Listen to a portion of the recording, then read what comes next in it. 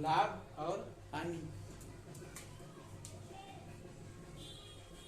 लाभ और हानि मतलब प्रॉफिट एंड लॉस। यहाँ पर प्रॉफिट लॉस के लिए एक दुकानदार का ऑप्शन ले लेते हैं। एक एग्जांपल के लिए दुकानदार के लिए लागू होता है, कस्टमर के लिए लागू होता है।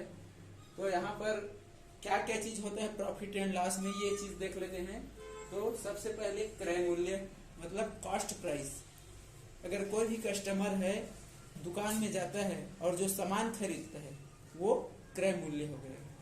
क्रय मूल्य मतलब जिसको हम लोग खरीदेंगे उसको क्रय मूल्य बोलेंगे। और विक्रय मूल्य मतलब सेलिंग प्राइस। दुकानदार वो सामान को बेच रहा है तो उसको विक्रय मूल्य या सेलिंग प्राइस बोलेंगे। लाभ, लाभ मतलब प्रॉफिट।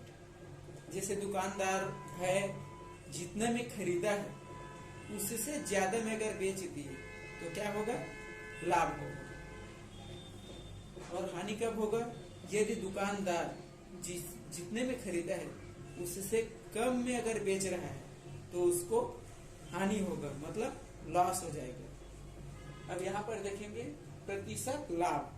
प्रतिशत लाभ मतलब जैसे कोई दुकानदार है जितने में खरीदा उससे ज्यादा में बेच दिया तो उसको लाभ हुआ। तो लाभ कितना का हुआ, वो तो जैसे कि अगर 100 रुपए में खरीदा और 25 रुपए में 125 रुपए में बेच दिया तो उसको 25 रुपए का लाभ होगा। लेकिन अगर परसेंटेज में निकालेंगे कितना का करके तो 25% होगा। 100 रुपए के साथ 100 के साथ अगर कंपेयर करेंगे और 125 में बेच रहा है तो 25 रुपए का लाभ हुआ, मतलब 25%। यदि कोई दुकानदार है वो 200 में सामान खरीदा अपना और वो 250 में बेच दिए, तो 250 में बेच दिया तो कितने रुपए का फायदा होगा उसको, 50 रुपए का। लेकिन अगर परसेंट में निकालोगे तो उसको 25% का फायदा होगा। उसको निकालने के लिए क्या करेंगे, जितने रुपए का लाभ होगा, जैसे 250 रुपए में बेचा, 200 में खरीदा 250 में बेचा, तो यहाँ पर 50 रुपए रहेगा। 50 × 100 अपॉन 200, क्योंकि 200 में खरीदा और 50 रुपए उसको फायदा हुआ तो 200 होगा। तो 50 1 जा 50 और 50 4 जा 4 बार में जाएगा और 4 1 जा और 4 25 यानी 25 बार में जाएगा, मतलब उसको 25% का फायदा हो रहा है। इसी प्रकार प्रतिशत हानि मतलब जितने में वो खरीदा अगर उससे कम में वो बेच दिए तो उसको हानि होगा, लॉस होगा। अब वो कितने का लॉस होगा उसका परसेंट निकालना है। तो परसेंट निकालने के लिए ये जो हानि है, जितना का हानि हो रहा है उसको ऊपर में लिखेंगे मल्टी 100 अपॉन क्रय मूल्य। यहाँ पर ध्यान देने योग्य बात यह है कि जब भी परसेंट निकालेंगे, लाभ या हानि का परसेंट, दोनों का परसेंट निकालेंगे तो याद रखना कॉस्ट प्राइस के साथ ही परसेंट निकलेगा। ये क्रय मूल्य के साथ ही परसेंट निकलेगा, दोनों का क्रय मूल्य के साथ ही निकलेगा। विक्रय मूल्य को नहीं लाना है बीच में।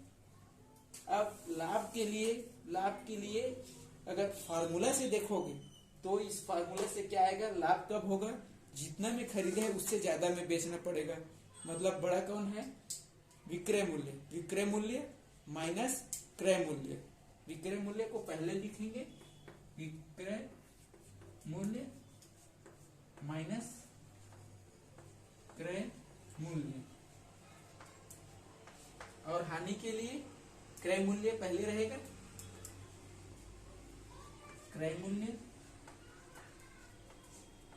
माइनस विक्रय मूल्य। यहाँ पर जो सामने में है वो ज्यादा रहेगा, मतलब क्रय मूल्य अगर हानि को देखेंगे तो ज्यादा में खरीदा है और कम में बेच रहा है।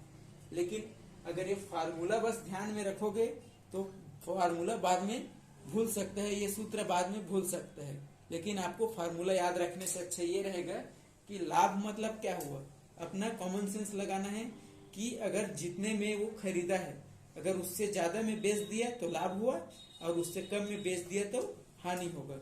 मतलब ये आपको कॉमन सेंस लगाना है।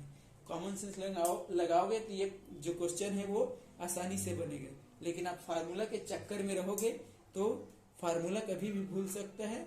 इसमें फार्मूला लगाने से अच्छा है अपना खुद का दिमाग लगाना है। सिर्फ एक ही चीज ध्यान रखना है कि वो कितने में खरीदा और कितने में बेचा। जितना में खरीदा है अगर उससे ज्यादा में बेच दिया तो उसको फायदा होगा, और कम में बेच दिया तो हानि होगा। उसी प्रकार ये लाभ प्रतिशत भी निकाल लेंगे, लाभ ये हानि का भी परसेंट निकाल लेंगे। जब लाभ का परसेंट निकालोगे तो लाभ ऊपर में रहेगा, हानि का परसेंट निकालोगे तो हानि ऊपर में रहेगा।